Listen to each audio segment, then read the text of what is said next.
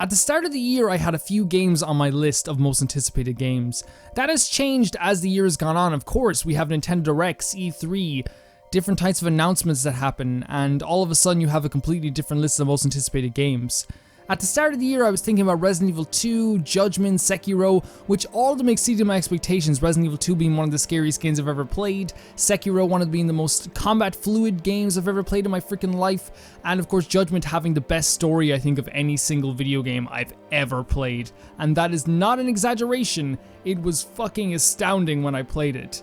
Now, of course things have changed. I have a new list of most anticipated games for the rest of the year, and we all have this type of list. And of course you can tell me if you want, but I'm just going to run through my favorite or my most anticipated games for this year.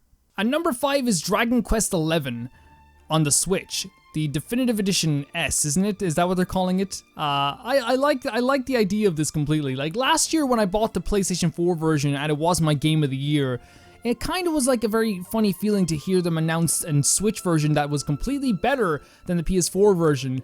And you have to believe that eventually the PS4 version is going to get this update or get this DLC or get this new version. But right now at this moment, the best way you can play Dragon Quest XI is coming out in, I believe, September. Now, this game has a lot of cool things that I like. It has updated music, it has a turbo mode for the combat, which is something that I think most JRPGs need for people who don't like to play JRPGs. And then I love playing JRPGs, so that's not me. And it also has a 2D mode where you can just play the game in the 3DS 2D version, and that to me is completely exciting. Not only that, but I am very excited to just play through this game again. This is a great game with a great story, and it's kind of, again, I always talk about Dragon Quest as like, if you want a JRPG, there's nothing purer than Dragon Quest XI, and in this case, I have no problem buying this game again. At first, it was kind of weird that they're bringing out a new version of a game so soon after they released the first version, but to be honest, like, you know, I've seen worse. I've seen people do this before, and it's just the way business is now, and if they're giving us new features, I have no problem with that whatsoever, and I hope a lot of you guys will actually check it out too. At number 4, it's Link's Awakening. I know, it's very strange for a Zelda channel, but the thing is, I've already played the game this year, and even though I'm really excited to see what they changed in the remake, I feel like I've experienced such a beautiful game that it's not going to be higher on the list today, and not that I'm not extremely excited for it, it's in my top 5. This game is going to be fucking awesome. Like, it would be really hard for them to fuck this up, right? It would be really difficult. It would take, you know, like, when, like, it's like when someone burns, like, pasta. You know, it's like, that's hard, man. Or like when someone, ruins a bowl of cereal. It's like, it's just really great as it is. You just don't have to fuck it up. I like the visuals, how they look. I think the new additions they're gonna be making to the game are great. I think that that visual style is completely different from anything we've seen in Zelda before. Correct me if I'm wrong, but everything I've seen has not really looked like this. And also, it's just a great game, a great story, and the fact that, like, I experienced the original game just this year, and the fact that my nephew or my other nephews or like little kids are going to be playing Link's Awakening for the first time in September. That's pretty freaking exciting as well. But I'm just really excited to play this. I pre-ordered the limited edition version, and I can't wait to just have it on my shelf forever. Have you ever had a dream where you died? No, I usually do the killing in my dreams. Next up on this list is Catherine Full Body. Catherine is an amazing game. It's an absolutely astounding game. It's one of those games that, like, after you finish it, your mind is not only blown, but you care about everyone in the game. You want to be in those vibes of the world for much, much longer. It's directed by Katsura Hashino, who is the director of Persona 5, and Persona 4 and Persona 3, so you know for sure that it's going to be an amazing game. And the composer as well, of course, Shoji Meguro, who is the composer for, like, nearly every Shin Megami Tensei game. He's just an absolute, like, amazing composer. I would honestly say he's the greatest composer in video games. A lot of people have different opinions on that, but like if you actually just listen to all of the Shin Megami Tensei games that he's actually composed for, it's kind of hard to deny it, really. Catherine is a weird game where I don't want to spoil all the stuff that's happening because like it's kind of shocking as time goes through, but it is a puzzle game. It's a puzzle game that has an interesting story. But not only that, but after you play in the puzzles, you spend your time in this pub, this bar, where you get to talk to different individuals and like see how they're faring in life. It's no surprise you play as a guy who is presumably cheating on his girlfriend. That's as far as I'm gonna go. But Catherine Full Body, guys, please try it out. Please play it if you can. And if you can, play the PS3 version as well. It's really fucking good. I wanted to put Yu-Gi-Oh! Legacy of a Duelist on the Switch at number 1 here, but I felt like the other game that is at number 1 is kind of like edging it out ever so slightly. But this game is a game I'm going to play non-stop. It is a version of the original Legacy of the Duelist that came out on the PlayStation 4 and I believe Xbox One, I'm not quite sure. But it has all the DLCs, which means all of the story DLCs and all the extra duels you can play through the story. It has, I believe, an additional duelist. I think it does from the new series. I don't really follow Yu-Gi-Oh! As much in the newer versions as I used to. But it's just a great little package. And the reason why this game is good is because personally, I would play this game every single day and still do, but the idea of playing it on the Switch with all the DLCs that cost, if you paid for all the DLCs, it costs like €80 or something, like even worse. But they're good DLCs, they're actually good, it's just that I never really like can justify paying for all of them.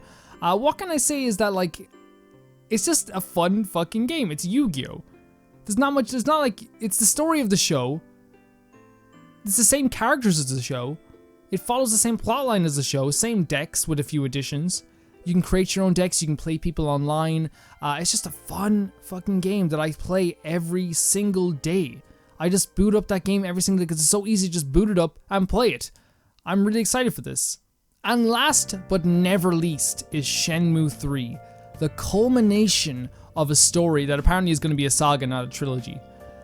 Shenmue 1 and 2 are games that I've talked about before, how I've said are, like I said, they would never hold up. I said there's no way they could hold up to the modern standard of video games. But I was never so happy to be wrong in my life. And not only that, not only was I wrong, but these games do hold up, and these games still do stuff that some video games don't do. I went to the shop in Shenmue 1, and I remember this is the first time I did it. I went to the shop and I went to like the counter, and she was like, "Are you alright? Like, you know, what do you want?" And I was like, what do you mean? Can I not buy something in the shop? I had to walk over to the freezer and to the counter or the shelf, literally pick up a bar of chocolate, walk to the counter, put it on the counter, and then bought it from there. I did the same with cassette tapes. It is astounding the level of world building they put into this game. And like, you might be like, oh, Calvin's the shop. You can literally enter every single store in this game. You can enter every single store in this game. You might not be able to buy stuff. I go into the Chinese restaurant or the Japanese restaurant, I'm like, oh hey, and they're like, hello, you know, like just saying hello, like it just makes the world feel more real. Oh god, it's so good. You can follow someone from their house all the way to the workplace, and then see them working all day, and then see them walk home again in the evening. If that sounds familiar, it's because in 2018, people were bragging about this for other games. Hey, look what we were able to do. I saw this back when, well, I didn't see it because I didn't play Shenmue when I was younger, but this is in Shenmue, a game that came out like almost 20 years ago. It's honestly amazing the stuff that they're able to do in this game and the risks that they take in this game, because really at its core this game is about self-indulgence, and I'm sorry for getting all like preachy. It's about self-indulgence and being a bored teenager, and that may not sound appealing, but there is combat, there is gangs, there is warfare, there is violence, there is like combat training, and there's also a really sick story of revenge, and like that compiled with like the world building, especially in Shenmue 2, when there's like 4 vase shops in the town, like there would be in some people's town, 4 antique shops, and you can literally enter all of them. There's like, you can enter every single building in these games, and like even if they don't let you buy something, you get to like feel the world and feel what the vibes are like. And I really think this is one of those games that I like. No matter what people say about it, and what people talk about how the visuals look, how it looks like an updated PS2 game, I don't care. I'm going to love this game to death, like I love Shenmue 1 and 2. And the fact that Yu Suzuki is finally able to live out his dream, I'm freaking happy. I know there's some controversy about it. I know there's controversy. Someone's going to tell me about the controversy down below. I know there is. But I'm separating that controversy from the game that I love, and I'm going to play the game and enjoy it. So that is my list of my top most anticipated games for the rest of the year. Please tell me yours. I'm actually very excited to hear about what you think about the rest of this year and the rest of the year's releases. I know that there's a few other games I might have missed, but I don't want to put them on the list if I don't feel fully passionate about them. I just wanted to talk about 5 games that I'm really most excited for this year. Thank you guys for watching, and I'll see you very soon.